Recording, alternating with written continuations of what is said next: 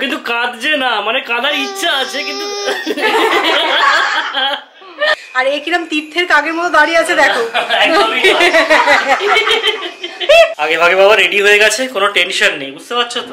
Good morning SS family, welcome back to the channel. সকাল সকাল আবার আমি আর সৌরভ বেরিয়ে পড়েছি।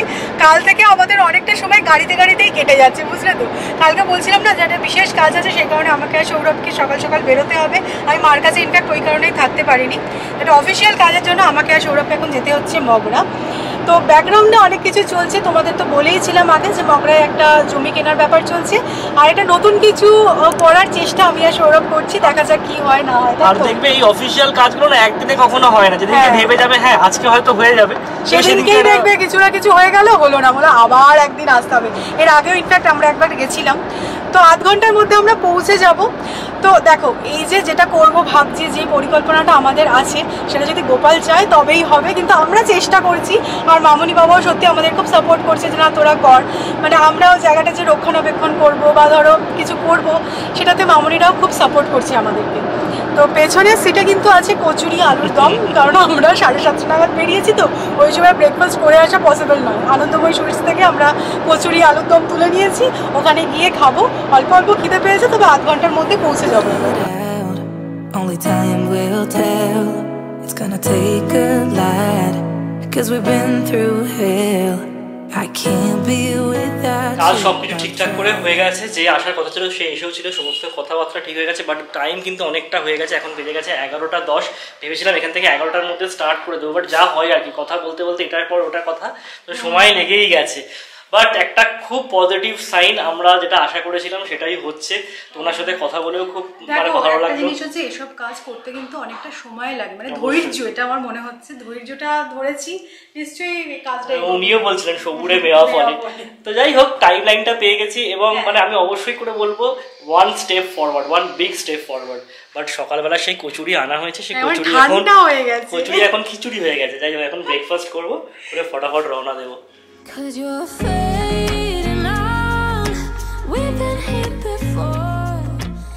মাঠে দেখো কি সুন্দর শিউলি ফুল পড়ে আছে, যদিও কোয়ান্টিটি একটু কমে গেছে।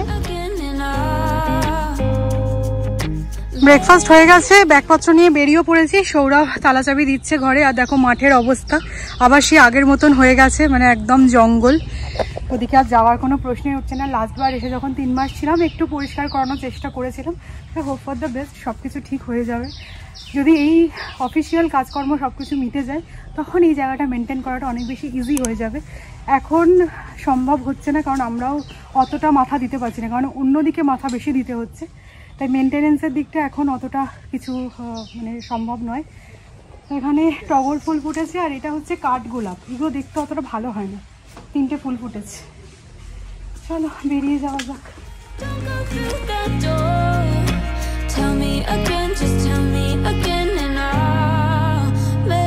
আমাদের এই গ্রামের পথটা দিয়ে যেতে যেতেই আমি একটা পুরো কাশ বন দেখতে পেয়েছি। দুর্গাপুজোর আগে আসা হয়নি, তো ভাবলাম যে দুর্গাপুজোর পরেই হোক, একটু কাশ বনে ঘুরে যাওয়া যাক। আমি অ্যাকচুয়ালি একটা ছবি তুলবো, সেটাই হচ্ছে মেন উদ্দেশ্য আমার, কিন্তু আমার এই ড্রেসটার সাথে খুব একটা যাবে বলে আমার মনে হচ্ছে না। শাড়ি ফাড়ি পরে আসা উচিত ছিল। হ্যাঁ, সেটাই বাকি ছিল, 7টার সময় শাড়ি পরে বেরোবো। একে দেখো, আমার খানিকটা জঞ্জাল নিয়ে যাচ্ছে বাড়িতে। না, এটা দেখতে খুব ভালো লাগছে। আবার আমাকে জিজ্ঞাসা করছে এটা কলকাতা থেকে পুনে নিয়ে যাওয়া যাবে। আমি বলছি হ্যাঁ, আরো বাকি আছে কিছু। চলো, আবার কি রোদ, কুচবি করে। কিন্তু রাস্তায় যেতে যেতে এখানে একজনকে দেখতে পেলাম, সে পানি ফল বিক্রি করছে। এটা কি এই লোকাল, এখান থেকে তোলা? হ্যাঁ, ভালো হবে। খান না, এই তো ঢাললাম 40 টাকা কেজি দাও, হাফ কিলো দাও। তো হাফ কিলো নিচ্ছি এখন, আর ছাড়িয়ে এখন একটা দুটো খেয়ে দেখবো কিরকম হয়। ফল ভালো নাও। মামুনি দেখো পানি ফলগুলো ছাড়িয়ে দিয়েছে, এখন আমি ছাদে এসেছি, পানি ফল খাচ্ছি। তো যেটা বোঝা গেল, আজকে এই কাজটা ছিল বলে আমরা টিকিটটা কাটতে পারছিলাম না। তো পুনে যাওয়ার টিকিটটা আমরা মানডে রাখছি, কারণ সানডে দেখছি এত ফ্লাইটের ভাড়া প্রায় 8,000 টাকা করে। তো সেটা মানডে একটুখানি কম আছে রেটটা, তো ভাবছি যে মানডেই যাওয়া যাক। আর স্যাটারডে আমরা ভেবেছিলাম ফার্স্টে যাবো, বাট এখনো অবধি যে পরিমাণ গোছানো আমাদের হয়েছে যে যাওয়া সম্ভব নয়, একদমই সম্ভব না। তবে এবার গুটি গুটি কিন্তু অফিসও ডাকছে, আর কি বলবো, কতদিন আর এড়িয়ে থাকা যায়। আমি কিছু বলবো না বাবা, আমার ওয়ার্ক ফ্রম হোম চলে, আমার চাপ নেই। না না, এখন দেখো দিওয়ালি আছে, জগদ্ধাত্রী পুজো আছে, কত কিছু আছে, এই সময় অফিস যায় মন খারাপ লাগবে। ঠিক ঠিক, নিউ ইয়ার, ক্রিসমাস। না এবার বলছে বেস্ট লোকেশনে চলে আসতে বলেছে, তবে এবার বলছে নাকি যেতে হবে অফিস। আজকে রাত্রে আমাদের বাড়িতে কিন্তু একটু ভালো মন্দ খাওয়া দাওয়ার আয়োজন আছে। হঠাৎ করে কিরকম চেঞ্জ হয়ে গেল। অ্যাকচুয়ালি দিদি দিচ্ছে ট্রিট, ভাইফোঁটা কাম বিজয়ের। আমরা মানা করেছিলাম, অর্ণব তো নেই, ও তো হোস্টেলে চলে গেছে, তো ছেড়ে দাও, পরেই হবে। বাট বলছে তোরা তো চলে যাবি। আর আমি এক দুবারই মানা করেছি, বেশিবার এসব জিনিস আমি মানা করতে ভালোবাসি না খুব একটা। তো দিদি তো রাত্রিবেলার খাওয়া দাওয়ারটা আনবে, তো আমি সৌমিকে বললাম চলো আমরা এমন কিছু একটা সন্ধ্যেকালীন স্ন্যাক্স বানাই, যেটা শুরু করে দিই আর কি। হ্যাঁ, মানে একে একটুখানি আমি বার খাওয়া দাবো খাইয়ে সন্ধ্যাটা ম্যানেজ করেছি। আর দিদি তো রাত্রিবেলার দায়িত্ব নিয়েই নিয়েছে। তো এখন বানানো হচ্ছে গিয়ে ফিশ চপ, তাই তো? ফিশ চপ বানানো হচ্ছে, এটা মামুনির স্পেশাল একটা রেসিপি, মানে পেটেন্টেড রেসিপি বলা যায়। একদম মামুনি এটা অনেক সময় বানিয়ে থাকে, কিন্তু তরকারি হবে না, ফিশ চপ শুধুমাত্র চা দিয়ে খাওয়ার জন্য বানাচ্ছি। মা কোফতা করে এটা দিয়ে কারিও বানায়, কিন্তু খুব খেতে ভালো লাগে। কিন্তু মানে পাকা পোনা মাছ দিয়ে হয়, ঠিক আছে? তো এখানে মাছটা সেদ্ধ করা হয়েছে, নুন হলুদ দিয়ে সেদ্ধ করে মাছটা ভালোভাবে ছাড়িয়ে রাখা হয়েছে। সরষের তেলের মধ্যে অ্যাড করছি রসুন কুচনো। এবার প্রথমে আমি পেঁয়াজটাকে ফ্রাই করব।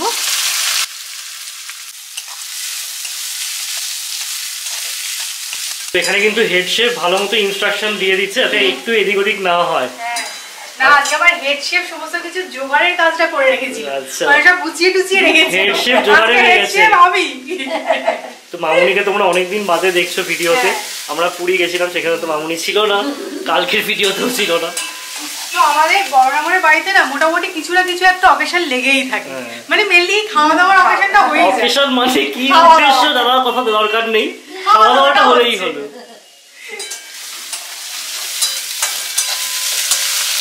এবারে আদা আর লঙ্কাটা দিয়ে দেবো এখন।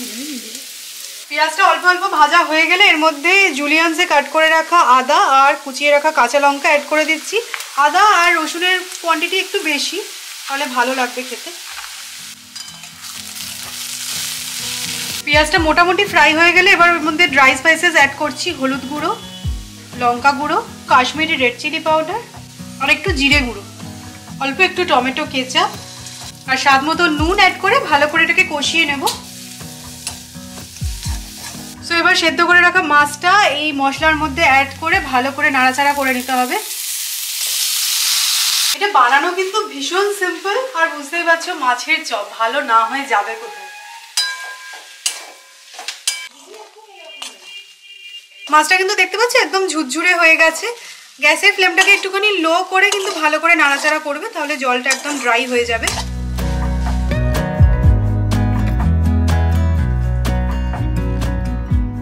গরম গরম এই মাছের ঝুড়োর মধ্যে একটা ডিম অ্যাড করছি, আর ডিমের উপর দিচ্ছি 1 চিমটে নুন। এবার ডিমটাকে ভালো করে মিক্স করে নেব। গরম এই মাছের ঝুড়োটার মধ্যে এই কারণেই দেবে, তাহলে না ডিমটা একটুখানি জমে যাবে। এবার মাছের চপটা এরকম লম্বা লম্বা আমি শেপ দিয়ে দিচ্ছি, তোমরা চাইলে গোল গোলও বানাতে পারো। এবার এই ব্রেড ক্রাম্বসের মধ্যে না একটা কোট দিয়ে দেবে, তাহলে ভাজলে না একটুখানি ক্রাঞ্চি হবে, খেতে ভালো লাগবে।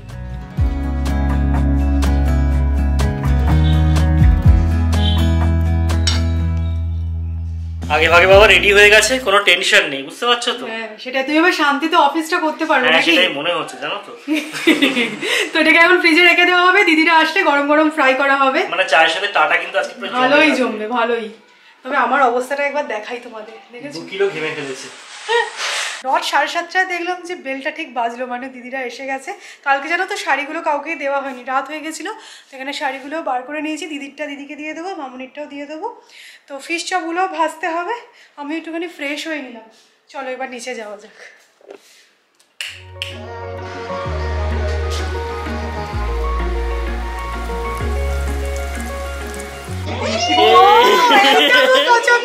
ক্যামেরা খুব পছন্দ, একে তোমরা দেখেছো, ও এই ঋদ্ধেশের অন্নপ্রাশনে আমরা সবাই গেছিলাম, ওর ক্যামেরাটা খুব পছন্দ। হ্যাঁ নাও ক্যামেরা নাও, ক্যামেরা নাও। হ্যাঁ এই তো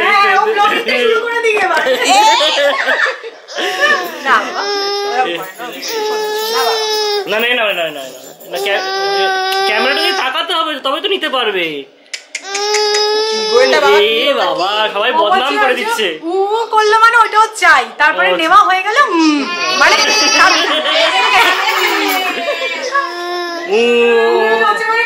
চাই। ও কিন্তু কাঁদছে না, মানে কাঁদার ইচ্ছা আছে কিন্তু। মামুনি মামাকে অ্যাকচুয়ালি পিয়াদি নমস্কার করতে এসেছিল বিজয়ের পর, তো বাচ্চাটাকে নিয়েছিল। ওরা তো টুইন্স তোমরা জানোই, অন্নপ্রাশনে আমরা গেছিলাম, কিন্তু মেয়েটাকে আজকে আননি, ছেলেটাকে নিয়ে বেরিয়েছিল। তো যাই হোক, আজকে আমি কিন্তু এই বারান্দায় একদম রিল্যাক্সে বসে আছি। আজকে কোনো চাপ আমার নেই, মানে ফিশ চপ অবধি আমার ডিপার্টমেন্ট ছিল, এরপরে আমার আর কোনো ডিপার্টমেন্ট নেই। এখানে মামুনি আর দিদি দেখতে পাচ্ছ খাবারের জোগাড় টোগাড় করছে। তো দিদি যে ট্রিটটা আজকে দিচ্ছে সেটারই সব অ্যারেঞ্জমেন্ট হচ্ছে। আর এ কিরম তীর্থের কাকের মতো দাঁড়িয়ে আছে দেখো। এক্স্যাক্টলি তাই, একদমই না, আমি এলাম জাস্ট দেখতে সবকিছু ঠিকঠাক করে হচ্ছে কিনা দেখতে হবে না, তত্ত্বাবধানটা করতে হবে, তাই না? না সৌমি যে আমাকে বললো তীর্থের কাকের মতো আমি দাঁড়িয়ে আছি, তো কিসের জন্য দাঁড়িয়ে আছি একটু দেখিয়ে দেওয়াই যাক নাকি। তো এখানে আছে চিকেন টিক্কা মশলা, আর এটা হচ্ছে গিয়ে চিকেন ভর্তা, আর এই সবকিছু এসছে আরসালান থেকে। মানে বুঝতেই পারছো দাঁড়িয়ে থাকার কিন্তু যথেষ্ট কারণ আছে। হ্যাঁ, তার সাথে স্যালাড আছে আর রুমালি রুটি। তো যাই হোক, ইনি হচ্ছেন আজকে আমাদেরকে ট্রিট দিচ্ছে ডিনার টাইম। ঠিক আছে, লাইন দিয়ে বসে খাচ্ছি। হ্যাঁ, আমাদের যে হাতে চলে এসেছে, কারণ আমরা টিভি দেখতে দেখতে খাবো। না ভালো করেছো। মামুনি বাবা ম্যাক্সিমাম টাইমে ব্রেকফাস্টে ডিম সেদ্ধ পাউরুটি খায়, তো ডিমটা সেদ্ধ করতে সত্যি গ্যাসটা অনেকটাই খরচ হয়। তো আমি দেখে বললাম যে ঠিক আছে, একটা যুগান্তকারী জিনিস তোমাকে আমি কিনে দিচ্ছি। তো এই যে এগ বয়লারটা মামুনিকে কিনে দিয়েছি, এখন দেখাবো, ট্রেনিং পিরিয়ড চলবে এখন, যে কিভাবে মামুনি ডিম সেদ্ধ করবে। এখন ডেমো দেওয়া হবে। হ্যাঁ, এখন ডেমো দেওয়া হবে। তো দেখে নাও, এই জলটা পুরো এখানে দিয়ে দেবে, ঠিক আছে? এখানে দেওয়া হয়ে গেল। এবার এটা উপরে এরকম ভাবে চাপা দিয়ে দিতে হবে। লাল আলোটা জ্বলছে মানে হচ্ছে শুরু হয়ে গেল। এবার শুরু হয়ে ওটা যখন বন্ধ হবে অটোমেটিক্যালি এই সুইচটা বন্ধ হয়ে যাবে। মামুনি কিন্তু একদম ঠিকঠাক ভাবে শিখে গেছে। এখানে এখন ডিম সেদ্ধ হচ্ছে। Good morning SS family, welcome back. কালকে আর ব্লগটাকে কন্টিনিউ করিনি, কালকে অত খাওয়া দাওয়ার পরে কি আর ব্লগিং পোষায় বলো? পেট নাড়া করে একদম ঘুমিয়ে পড়েছিলাম। আজ সকাল থেকে আবার ব্লগটা কন্টিনিউ করছি। আমার নামে শুধু দোষ হয় বুঝলে তো, যে আমি নাকি প্রচুর জামা কাপড় ক্যারি করি, সেগুলো আর ইউজ করি না। দেখো, আরে এগুলো তো সব পুরনো। সত্যি তুমি জানতে না যে পুজোর সময় আসছো নতুন? না, এগুলো ব্যাকআপ করে নিয়ে এসেছিলাম আর, কিন্তু পাটও ভাঙা হয়নি। সত্যি কথা, এগুলোকে নিয়ে আসলাম, আবার নিয়ে যেতে হবে। আমাদের হ্যান্ড লাগেজটা সৌরভের জামা কাপড় ভর্তি, মানে এখনো সেগুলো ওরকম ভাবেই পড়ে আছে। হ্যাঁ হ্যাঁ, দেখো না, সৌরভের এইটা, সৌরভ শাড়ি পরে, সৌরভের শাড়ি, সৌরভের এই চুড়িদার, সব সৌরভের। দেখতে পাচ্ছ তো, এগুলো সব সৌরভের, তাই না? হ্যান্ড লাগেজ ভর্তি সৌরভের। এক্স্যাক্টলি, দুটো শার্ট ছিল গো, দুটো নয় তিনটে। আচ্ছা ঠিক আছে, একেবারে মানে কড়গুড়িয়ে দেখাচ্ছে, কিছু বলার নেই। যাই হোক, আমাদের এখন জোর কদমে প্যাকিং চলছে। ব্রেকফাস্ট হয়ে গেছে, আমার স্নান টান সেরে ভাবলাম যে প্যাকিংটা শুরু করি, কারণ সৌরভ বললো কালকের জন্য ফেলে রেখো না, আমাদের মানডে একদম সকাল সকাল বেরোতে হবে, আর কালকে ওরকম একটা প্রোগ্রামস আছে। তো সেই কারণে আজকে আমি প্যাকিংটা সেরে ফেলছি। আজকে সকাল থেকে আমাদের প্রচুর প্রোগ্রাম ছিল। ভেবেছিলাম প্রথমে ক্যামেরা গলি যাবো, আমি তোমাদেরকে দেখাচ্ছি। এই দেখো, আগের বারে এসে আমাদের গোপ্রোটা না এরকম স্ক্রিনটা ক্র্যাক হয়ে গেছে হাত থেকে পড়ে গিয়ে। তো আমার হাত থেকে কিন্তু পড়েনি, এইসব কাজ সমস্ত কিছু সৌরভের আমার হাত থেকে পড়েনি। সিরিয়াসলি বলছি, কি হয়েছিল, আমি দাঁড়িয়েছিলাম, তাও কোথায় আবার গেছিলাম হচ্ছে গিয়ে শ্যামবাজারে কি শাড়ির দোকানে না কোথায়, তো একজন পাশ থেকে হাঁটতে হাঁটতে গিয়ে ধাক্কা মারলো, পড়ে গেল। তো হাত থেকে পড়ে হয়েছে বলবো না, ঠেলা মেরে ফেলে দিয়েছে সেই অল্পটা। তো ভেবেছিলাম যে ক্যামেরাগুলিতে গিয়ে এটাকে রিপ্লেস করবো, সৌরভ বললো ছেড়ে দাও, পুনেতে গিয়ে দেখা যাবে। ওটা একটা গেল। তারপরে আমাদের আজকে বেহালা যাওয়ার কথা ছিল বিজয়ের নমস্কার সাথে, তো ফোন করা হলো, বললো যে ওনারা আজকে থাকবেন না, তাই জন্য আলটিমেটলি আমাদের আজকে কোনো কাজই হলো না। কালকে ভাবছিলাম আজকে কত কাজ, সকালবেলা যাবো স্প্ল্যানেড, আবার ফিরবো, আবার যাবো বেহালা, অনেক কাজ ছিল আজকে, তাই জন্য ভাবলাম যে কিছু তো প্যাকিংটা সেরে ফেলি। তবে একটা আয়রনি কি বলতো, আমরা পুরী থেকে ঘুরে এসেছি, বাট সেই যে জামা কাপড়গুলো সেগুলো আর কাচতে দেওয়া হয়নি, তো সেগুলো এখন কাচতে হবে, তারপর সেগুলো শুকোবে, তারপরে সেগুলোকে ব্যাগে ঢোকাতে হবে। তো বাকি যেগুলো আছে সেগুলো প্যাকিং করে নেওয়া হচ্ছে ইমিডিয়েটলি। আমার সেই সবেধন নীলমণি শাড়ি, যেটার কিনা পুজোর আগে সবকিছু কমপ্লিট ছিল, ব্লাউজ থেকে শুরু করে ফলস পিকো, এটাই পরা হয়নি। এ আবার যাচ্ছে পুনে, তো আমি পুনেতে কয়েকটা শাড়ি নিয়ে যাচ্ছি। এই শাড়িটা যেমন নিয়ে যাচ্ছি, বাড়িতে না পুজো টুজো থাকলে এটা পরলে বেশ ভালোই লাগবে দেখতে। আর মেবি সৌরভকে একবার আসতে হতে পারে নভেম্বরের দিকে, তো আমি ভাবছি যে এখন আর বেশি শাড়ি নিয়ে যাব না, সৌরভ যখন আসবে তখন কয়েকটা আবার পার্সেল করা। আচ্ছা, আমি নিয়ে যাব না, ট্যাক্স লাগবে। তো আজকের ব্লগটা এখানেই এন্ড করছি, কাল থেকে ব্লগটা শুরু করেছি। যদি তোমাদের ভালো লাগে লাইক করো, শেয়ার করো, প্লিজ সাবস্ক্রাইব করো। এখন মানে এই লাস্ট 2 দিন আর কি অনেক কাজ আছে, তো সেই কারণে একটুখানি বিজি তো থাকবোই, তার মাঝে তোমাদের সাথে আড্ডা তো হতেই হবে। তো কালকে আবার দেখা হচ্ছে একটা অন্য ব্লগে।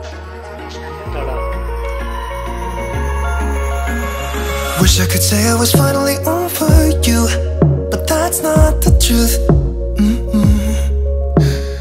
Everyone always keep falling in love.